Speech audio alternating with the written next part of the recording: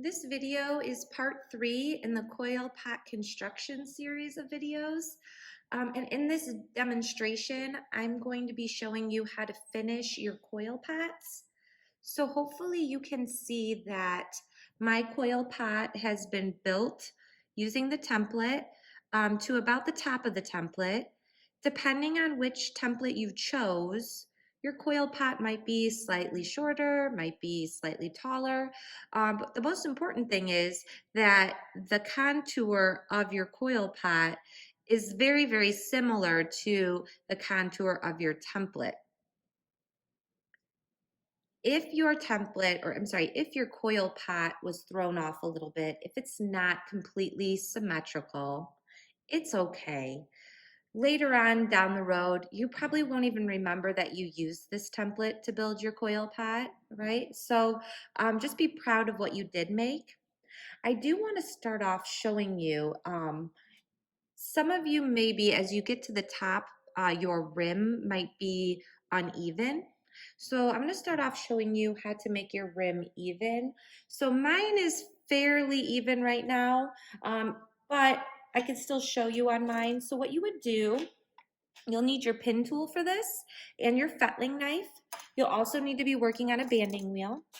I'm going to take my coil pot and I want to get it as centered as I'm able to on my banding wheel. So I'm looking at the bottom or the base and I'm trying to get it centered. Now my banding wheel has rings on it, and some of the metal ones in class have rings on it, and that would help you to line up the base to get it symmetrical on, or I'm sorry, to get it centered on your banding wheel. The next thing you want to do is you want to find the lowest point of your rim.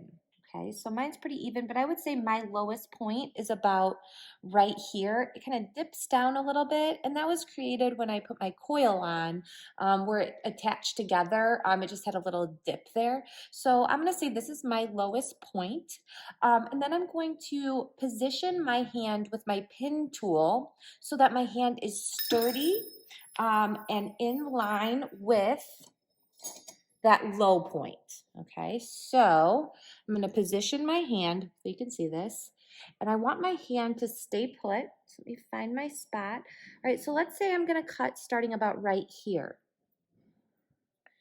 Okay, I'm going to try to make it so I can get my pin tool on the clay. And then I want to make sure that the pin tool is being held horizontally. And then I'm going to slowly start turning the wheel. And what this is going to do is this is going to trace a line into the top of my coil pot. And if you hold your hand steady, you'll get a nice perfect line going across. Right now I'm just tracing, just making an indentation into the clay, because if my hand accidentally moves and I need to go back and redo this, I can just blend this line in and try again. So if it doesn't meet up perfectly, that's what you would want to do. Okay. So I've got mine just a little bit.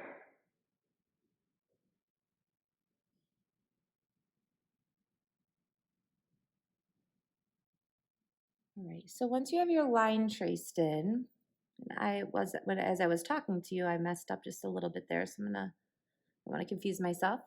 So the next step is, once you've looked at it and your line looks pretty good, okay, so if you can see my line that I've carved in here, I'm going to go in with my fettling knife next, and I'm going to just carefully, I'm going to start, and I'm going to make sure I'm holding the clay on the inside as I do this. I'm holding my knife horizontally, and I'm going to carefully cut all the way through to the inside, and then I'm just going to slowly, as I turn the banding wheel, trying to keep my fettling knife horizontal, and I'm slowly turning the wheel, keeping my knife pretty straight. The wheel's doing most of the work. I'm just focusing on keeping my hand steady and the fettling knife horizontal.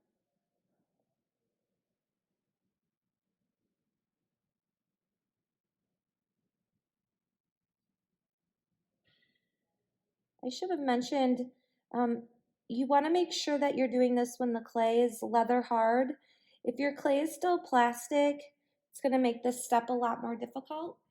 Okay, so now I'm going to go ahead and I'm going to remove that top piece of coil. Now, when we cut the top off, it's going to look rough. So we're going to add in one more coil. Also, I should say this is not a requirement.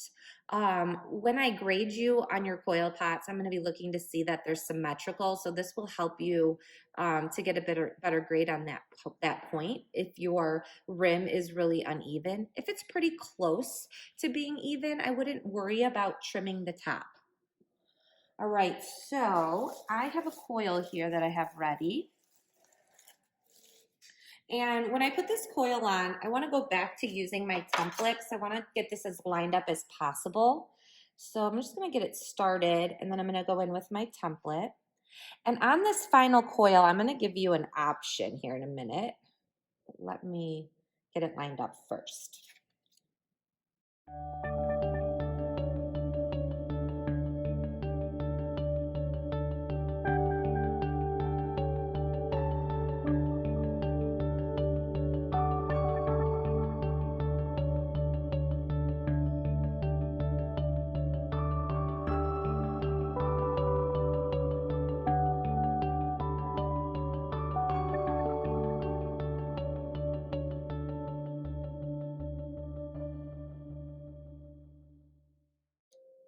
Okay, so that looks pretty good. I'm gonna go ahead and I'm gonna slip and score this on.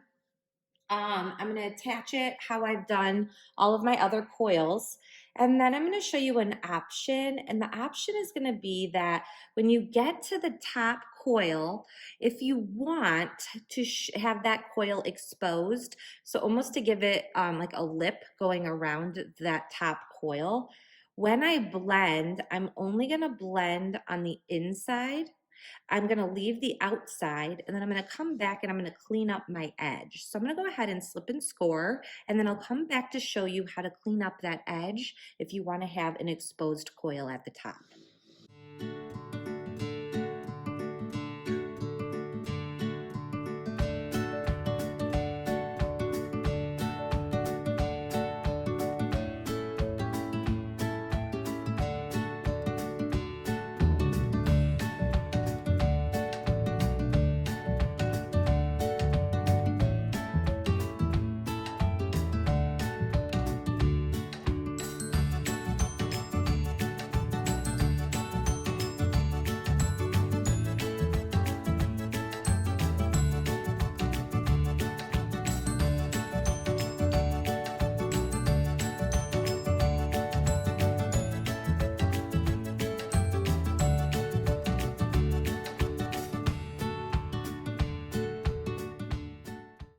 Okay, so at this point, I'm gonna let my slip dry just a little bit before I go in and show you how to blend that top coil.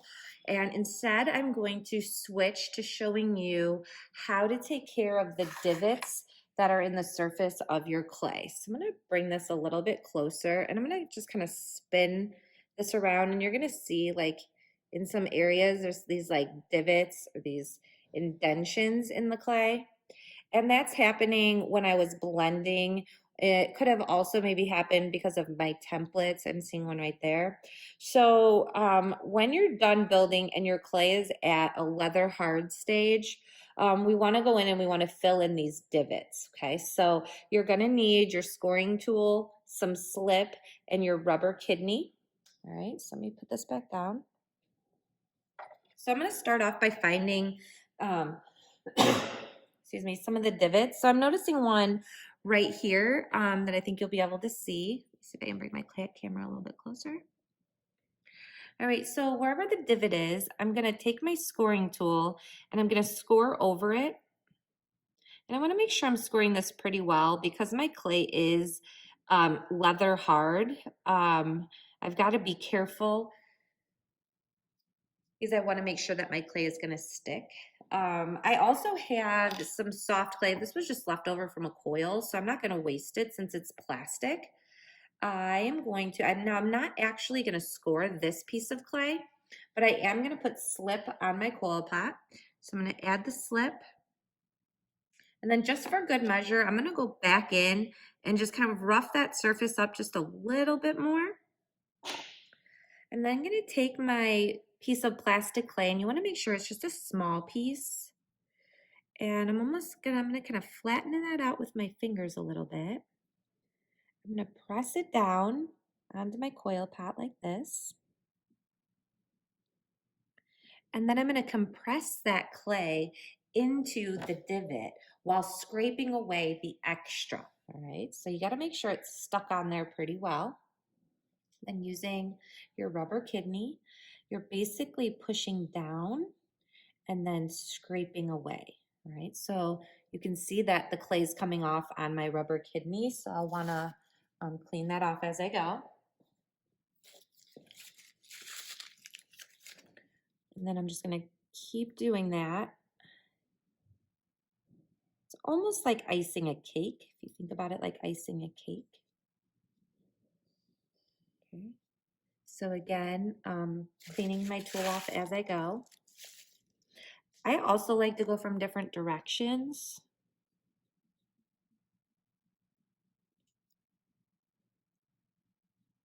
So you're pulling that clay to fill in the divots. Be careful that you don't leave the surface lumpy or textured from this. You want to keep going over it until you no longer have any raised clay and it's back to being smooth. Okay. One other thing to be very careful of at this point though, we want to make sure we're not burnishing our clay. So a burnish is basically giving the clay a shine. So if we were to rub over this a lot of times while it's leather hard, we're going to burnish the clay. It's going to get kind of shiny.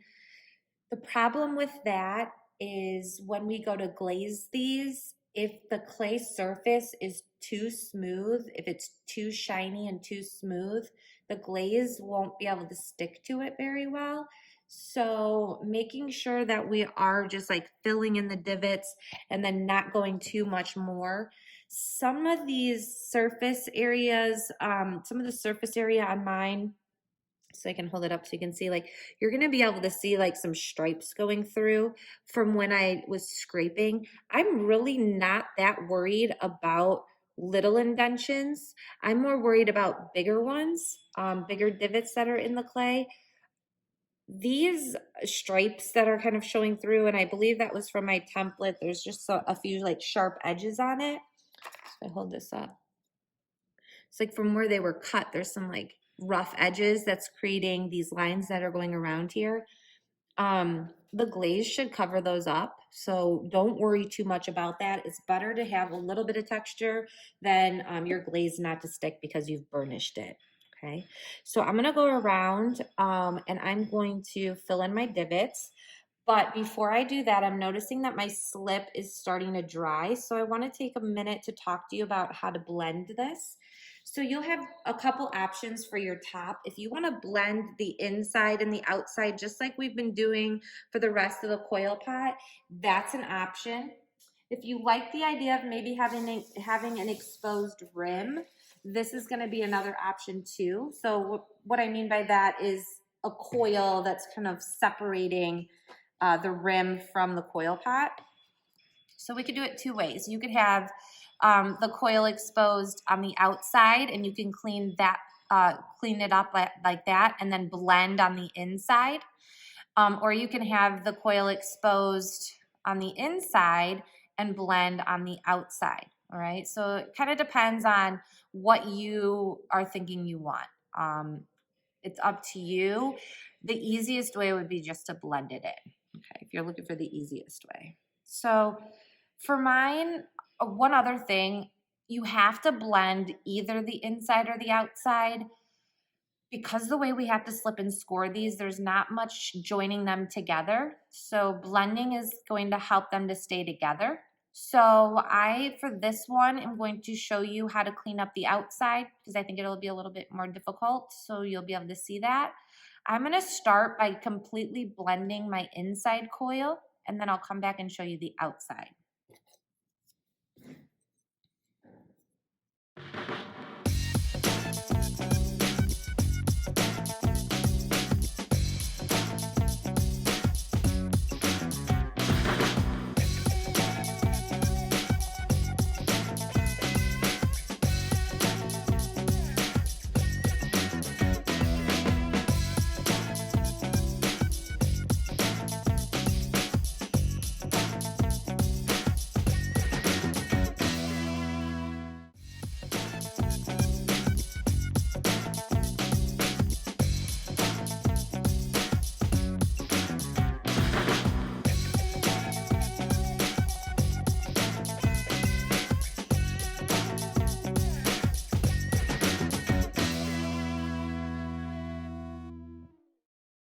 Okay, so I also wanted to take a minute to talk about my coil splitting there. Hold on one second.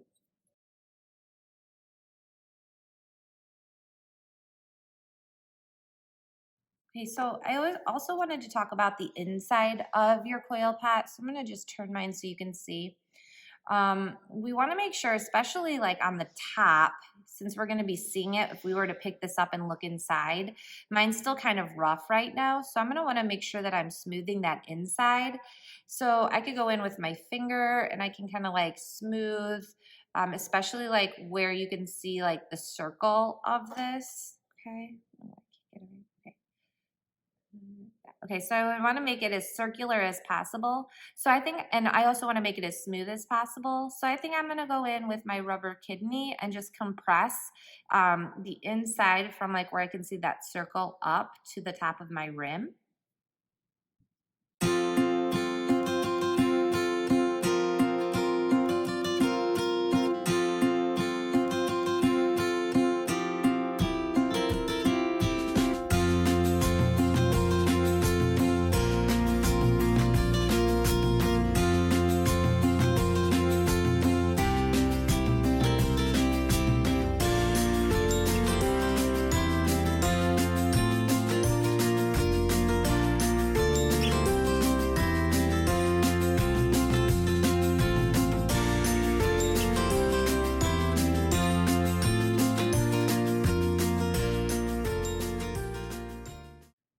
All right, so my clay's still pretty soft inside here. I think I'm gonna let that stiffen up just a little bit. I'm gonna blow dry it just to help it stiffen up a little bit faster. Once this is a little bit more leather hard, I'll show you how to, or I'll finish smoothing the inside and then I'll show you how to create that edge.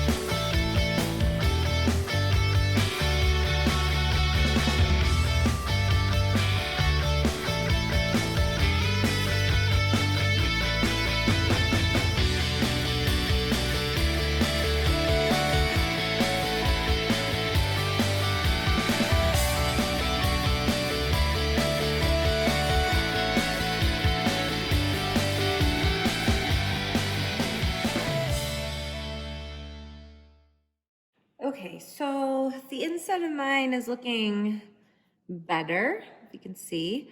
I think I'll probably work on it just a little bit more, and I'll also work on my rim a little bit more. But before I do that, let's talk about if you want to have that coil look like it's exposed. I would use a modeling tool for this, either one of these or I think one of these would also be in your best interest. So we have our wooden scribe tool that has the pointed end and a flat end. We also have our modeling tool. So when I do this, I want to be very careful not to tip my coil pot because I don't want to ruin my bottom. I don't want to put a dent in it. So I want to make sure that I just bend down a little bit to look at that. So I'm gonna try to adjust my camera angle a little bit better. Actually, I'll raise my table so it'll be more even, so you can see that better.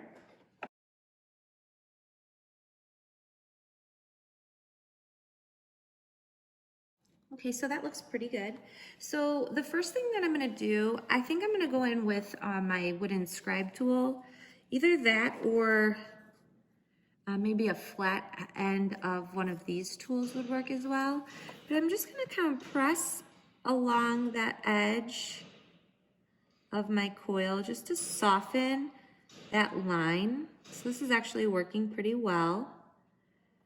I'm just gonna slowly turn the wheel and keep my wooden scribe tool lined up with the bottom of that coil. This is gonna blend where we join the coil, but it's also gonna separate that top coil from the rest of the coil pot. Okay, so doing that has kind of created a weird like edge. I don't know if you can see like over here where it's sticking out. So I want to blend down. So I'm going to try to leave the top part of the coil untouched, and I'm going to blend where this little lip that was created when I went around the edge down. So for that, I'll probably go back to my curved modeling tool. You do want to make sure your tools are clean when you're using them. So I'm just going to wipe this off. And then I'm going to carefully just pull down. Let's see here. I'm trying to get it. I'm going to carefully just pull down that edge that I created. I'm going to do this just a little bit at a time. And again, you want to make sure you're doing this while the clay is leather hard. If your clay is plastic, this step will be really difficult, so use that blow dryer. Clean your tools off as you go. So you do a little bit and I'll show you.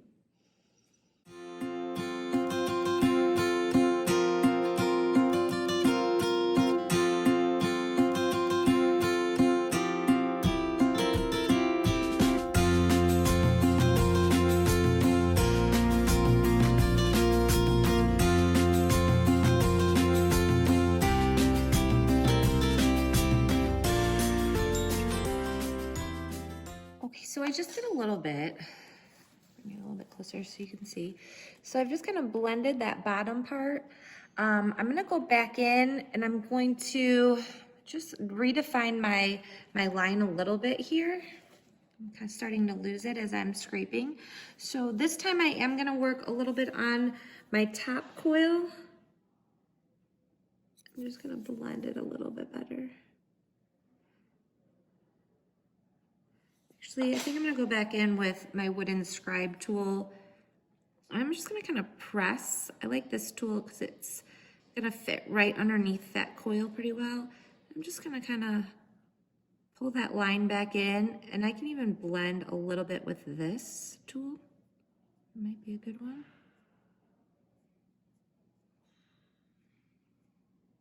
So you just want to create almost like a little shadow that'll happen underneath that coil. If I were to do this on the inside, I would go about it the same way. Obviously, I'd be working on the inside instead of the outside. So at this point, I'm just going to continue working on my rim. Then I'm going to go back in. I'm going to do some more, fill in some more of my divots. And then also one last thing. Once your coil pot is completed, you'll be ready to carve your name and class code into these. So when we do that, remember you have that piece of paper on the bottom of your coil pot. You can, at this point, once you're done, carefully remove this off of the bottom. And you might need to do some cleanup on that base. So you could just carefully turn this upside down. Use one of your modeling tools to just kind of scrape off any crumbs that might have gotten on there. Any indentions that you want to maybe level out.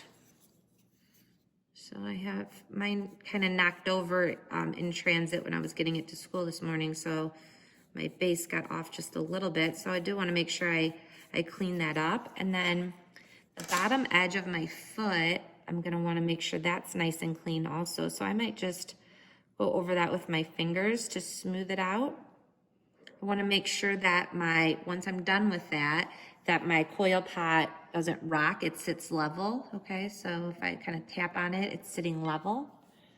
I would then, on the bottom, carefully carve my name and class code. So again, it would be your first name, last initial, and then your class code, or your first initial, last name, and your class code, or your full name with your class code.